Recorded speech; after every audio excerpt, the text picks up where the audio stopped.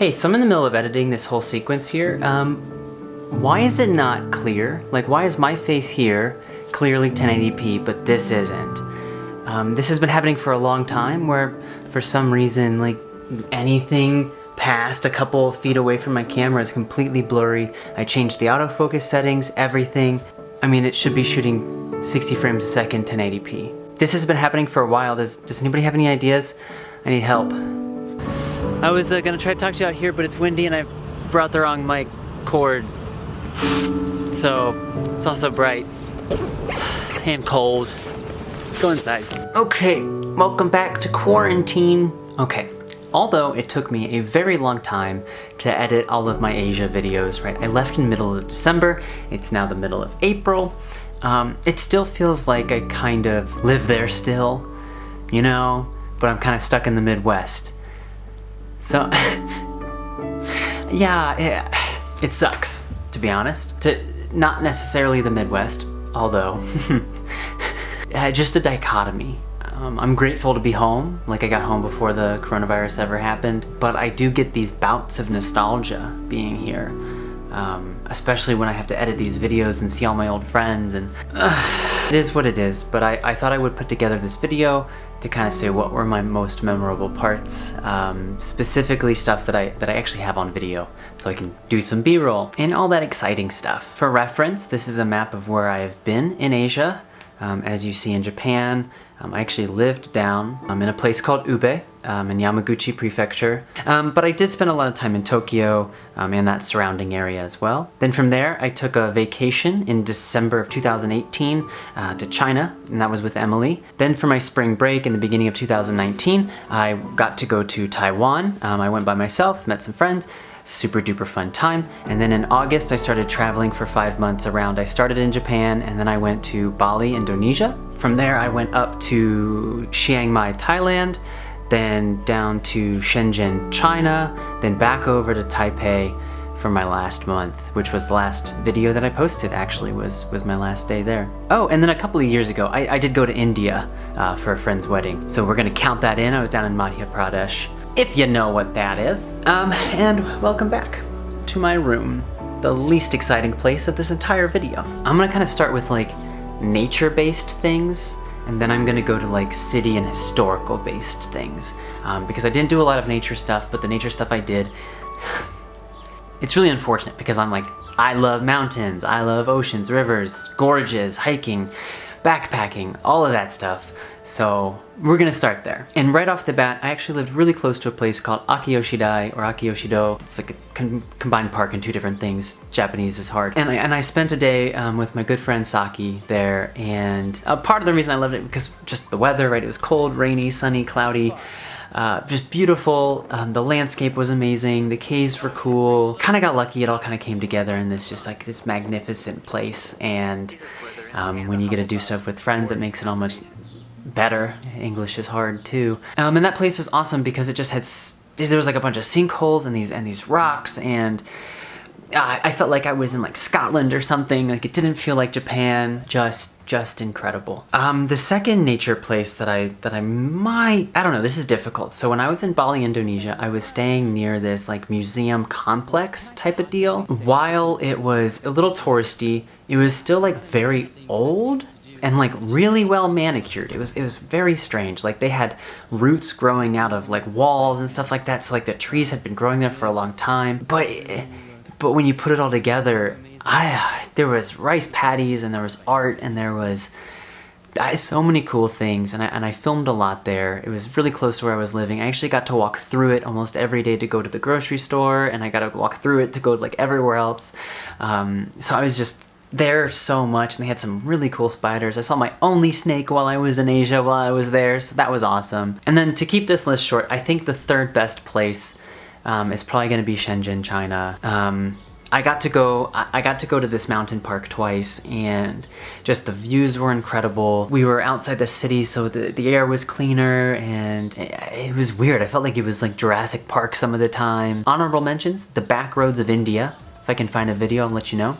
You'll be seeing it right now. If not, you're just looking at my face. Hey. And then of course, my last day in Taiwan, those mountains were incredible. I have nothing else to say about it. The beach was there. Maybe I should have put that in a top 3. Maybe I should make this a top 4 list. I don't know. Didn't script this out. I'm literally just talking to you. And by talking to you, I mean talking to me for me to watch later and chop out unnecessary bits. Let me do like coolest like historical sites next. Maybe I'll mix it up. Japan, first of all, you rock. You have so many old temples and shrines. It's amazing, but there's like a huge difference between like regular modern Japan and like their old temples. It's weird. They just kept them all, even though they don't play like a vital role in day-to-day life. You know, that people don't go to the temples every Sunday for praying and church, right? They don't. So it's really interesting. Over in, okay, yeah, South Yokohama by Kamakura, the entire temple complex is around there. Super cool historical place. Like you could spend 5 days there and never see a temple twice. And they're mixed in with a bunch of shrines as well. And there's also like temple shrines and it's super cool. That's where their big daibutsu, the big Buddha. Sorry if I messed it up. Oh, it's so hard to pick one of those temples as my favorite. I would probably do the one I barely filmed there. It had a 1,000-year-old staircase that only like monks in a certain time of year were allowed to go up and down. Just super cool, super well preserved. They had these really old, like 1,000-year-old Buddha statues. And it was also right next to the bamboo forest, which was also super cool. So super lucky to go. The Sacred Monkey Forest in Bali, that's 2. Really cool to play with the monkeys, but it's also got like the huge historical context and huge religious context as well. So that's awesome, an entire forest preserved. I wonder how they're doing now that they don't have tourists, but the tourists never fed those monkeys. In fact, that was prohibited. So those were exclusively fed by staff. So they're probably still being fed and not having turf wars like they are in Thailand. That being said, Thailand also had a really cool, like actually many cool gold temples, which the one I lived close to was up on a mountain. So I'd probably say that. China actually doesn't have a lot of religious sites. Apparently they were all destroyed by some pretty bad boy a while ago. Oh, they had the temple, the Buddhist temple up on the hill. That was super cool. Yeah. And then Thailand. Guys, I just want to be honest with you right now. Like, you know how like churches are rarely beautiful on the outside. Like they're cool, right? There's some that are beautiful, but like you have to get inside to see like the architecture and the artwork inside. But some of the temples and shrines in Asia will just blow your mind. They're incredible. This is too hard to choose. Just go and explore for yourself. Best cities. City number 1, Taipei. Taipei, you win my favorite city in Asia. So far. You're welcome. It's got everything. It's got old towns, it's got new towns, it's got street markets, it's got shopping malls. Mountains, and it's got a lot of people that are good at English, which most cities in Asia, I would say, have a struggle with it. There were even times in like Thailand where I would meet people that spoke no English, and you might think that Thailand is good at English. It's difficult, right? Learning a second language is difficult, and it's not that I'm expecting it. It's just, for me, it was easy to be in Taipei. It also had amazing vegan food, which I've learned not to take for granted. So thank you, Taipei. Also, like, I have a lot of friends in Taipei, so. I have noodle arms. Oh, the second one honestly might be Hangzhou in China. Oh, I forgot about that. Yeah, Westlake is super beautiful, and then they had this just old town, and again, it was like a day that was raining and cloudy, so like, it immediately like sat closer with me. Like, I love it. What a day that was. Thanks, Emily. Chiang Mai, Thailand was fine. I'm sorry, the motorcycles and there wasn't anything to do felt touristy, and that's also the way Bali felt, so maybe you guys are out. This is so difficult. I should have scripted a little bit. Did I like Shenzhen? Yeah, I did. Shenzhen's really cool. It's a unique Chinese city. Oh, Hong Kong. Hated it. Too crowded, expensive, and no vegan food. Macau was cool. I didn't get to spend enough time there to make it my favorite. And I really loved Tokyo. And I love Tokyo for a couple of reasons. One, it's so big that you can do anything. But I have some like overarching problems with Japan and Japanese culture. And unless if you find the right people, it'll just beat you up. The monoculture of it, the severe lack of English ability, the very difficulty finding good vegan food, the cost of living. I had some of my most fun in Tokyo and the surrounding area. I would put it as an honorable mention. Honorable mention. I did like Fukuoka though. It's cute. Cute town. And then the last bit in this entire picture, I want this to be like my most exciting day, or the best moment, or the most mind-blowing experience. And give me a second, I need to think about it. While I was thinking, I actually forgot about like the actual best shrine that I ever went to. It was in Japan and it was near Mount Fuji. It's called the Kitaguchi Hongu Fuji Sengen Shrine. Kitaguchi Hongu Fuji Sengen Shrine. It's a mouthful. The incredibly tall trees, the absolutely beautiful architecture, the super old hand-washing, really hand-purifying station. I don't know what the formal name is in Japanese. My apologies. It's difficult to get to from Tokyo, which means there's not a lot of international tourism, but if you can get yourself to this place, oh, wow. Dope city. It's like 4 hours later, sun setting, and I still haven't picked the best place. But I might say, I think I just gotta go with Taiwan. And here's a really big caveat. The weather can suck. If you can manage hot, humid weather, I think Taipei and the surrounding area has so much. And if I had to move to any place that I have already been to in China, that's where I would move to. I said China. In Asia, Taiwan and China are different. Thank you. In total, I spent over a month there. I understand it pretty well. The public transportation is good. Ubers aren't so expensive. They've got lots of buses, good trains.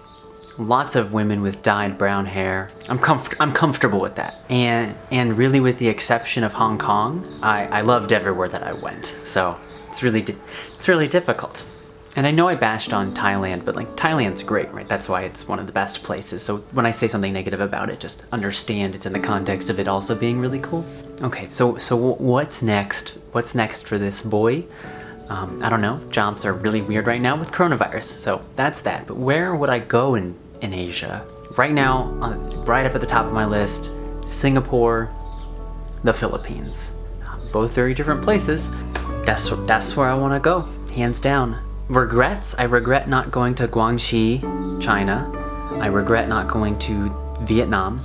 I regret... It's so difficult. Like, Indonesia's so big, but I only stayed in Bali. I don't regret staying in Bali, but there's places that I would like to go.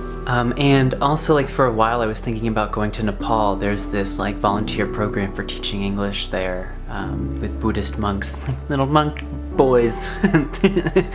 I would love to do that as well. That all being said, I'll make a bigger video about this later, but the biggest lesson to learn is like it's just so diverse over there. Like you cannot group Asians into one group, right? Asian American immigrants aren't the same. Right? You cross the border into Mexico and you tell me that like we're similar. Like we're not. We have similarities. Actually, we have more similarities than differences, but I'm still surprised that like Thailand, Vietnam, Cambodia, and China are so different and they're all right next to each other. Right? Like, and Taiwan and China, like completely different. There's always somewhere else to go. Oh yeah, Korea. I was in the Korean airport, but I'm not really gonna count it. Love to go to Korea, kind of. I've heard some weird things about it. Anyway, I want your feedback. Where have you been? Where do you want to go? If you've been to Asia, what did you like about it? Hit me up. If you notice, also, like I'm really doing my best to post Monday, Wednesday, Friday, so hope to keep this up. And in that case, I'll see you on Monday. But bye now. Also, like, thanks for like the support thus far in my YouTube journey. I make really mediocre videos, but for those of you that actually enjoy watching them, I'm glad we both get something out of this. You know what I mean? It's cool. Hope you're doing well in quarantine. See you next time.